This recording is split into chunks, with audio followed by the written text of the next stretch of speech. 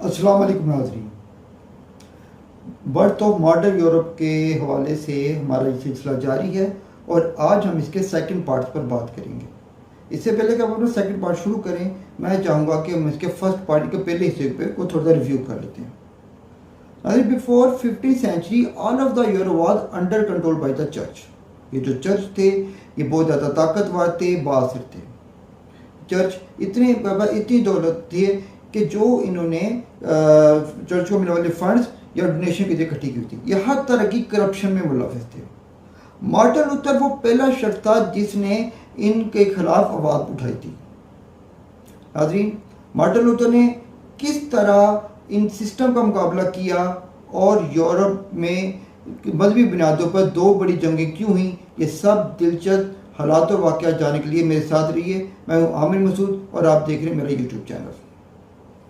Martin Luther noted down 45 points about the corruption of church और अक्टूबर 1517 में इन notes को उसने ब्रोशर की शक्ल में छपवाया।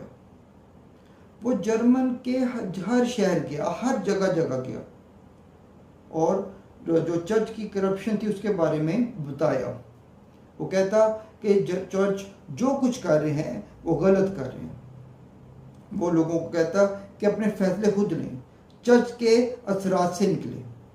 वो सेलिब्रेशन लेटर यानी माफ़ीनामा लेने पर और देने पर तनकीद करता और कहता कि जो ये माफ़ीनामा ले और दे रहा है वो जर्मनी है। मार्टिन लूथर की जो तहरीक थी वो तेज़ी से बढ़ी थी और उसके फॉलोअर में बतदरीज इजाफा हो रहा था और यही चीज़ कैथोलिक चर्च को डिस्टर्ब कर रही थी। सुनाते मार्टिन लूथर को रोकने की हर मुमकिन कोशिश की गई। कभी उसको लालच दिए गए, कभी उसको धमकाया गया, उस पर उसके फॉलोअर पर कुफर के फतवे लगाए गए, यहाँ तक कि मार्टिन लूथर पर 14 कातलाना हमले हुए। जो कि Frederick Grey was the German leader and he was inspired by the ideology और वो उसकी हिफाजत कर रहा था मार्टिन लूथर की। इस वजह से जो मार्टिन लूथर था इन हमलों से महफूज रहा।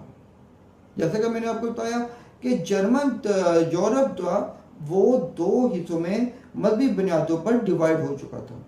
एक तरफ कैथोलिक ग्रुप था और एक तरफ प्रोटेस्टेंट ग्रुप था। कैथोलिक ग्रुप के जो फॉलोअर थे वो जर्मनी, फ्रांस, इंग्लैंड वगैरह में पाए जा रहे थे, तो जबकि दूसरी तरफ जो मार्टिन लूथर के जो फॉलोअर थे जिन्हें प्रोटेस्टेंट कहेंगे, इनके फॉलोअर जो होते थे ये ऑस्ट्रिया, आयरलैंड, नॉर्वे वगैरह में पाए जा रहे थे। इन दोनों ग्रुप्स के दरमियान इतनी की मजहबी इख्तिलाफात सामने आ रहे थे कि इन दो बड़ी वार शुरू हो गई, जिससे कहते हैं जो पहली वार हुई वो थी 80 year war which is known by the independence of Dutch. The war was fought between a 70 princes Low Country and Spanish Empire. ये जो वार थी 1518 में शुरू हुई और 1648 तक ये वार चली। 16वीं सदी के मिड में या वस्त में ये जो लो कंट्रीज थे ये स्पेनिश गवर्नमेंट का या स्पेनिश एम्पायर कहते थे। इन कंट्रीज लो कंट्रीज में जदीद नीदरलैंड, बेल्जियम और लक्समबर्ग जैसे मुल्क शामिल थे। माशी तौर पर खुशहाल और सकाफती तौर पर सरगर्म ये ममालिक खुश ना थे। इसकी वजह यह थी कि इन पर भारी भरकम टैक्स लगे हुए थे और मरकज़ की खुद मुख्तारी थी और प्रोटेस्टेंट और कैथोलिक के दरमियान इख्तिलाफात इस तनाज़ार की वजह बन रहे थे। 1566 को जब कैथोलिक चर्च को रेनोवेट किया जाता है तो उसके रद्द-ए-अमल में जो प्रोटेस्टेंट होते हैं वो शदीद एहतजाज करते हैं, यहाँ तक कि जो चर्च होते हैं उनमें तोड़ फोड़ भी की जाती है। इस सूरत हाल को कंट्रोल करने के लिए फिलिप II डेविड एल्बा को 1567 में भेजता है। डेविड एल्बा एक काउंसिल कायम करता है जिसको ब्लड काउंसिल भी कहते हैं। वो बागियों को या इनकलाबियों को सख्त सजाएं देता है, यहाँ तक कि वो अक्सर को मौत के गाड़ या फांसी पे भी लटका देता है। ये सूरत हाल मज़ीद खराबी का बायस बनती है।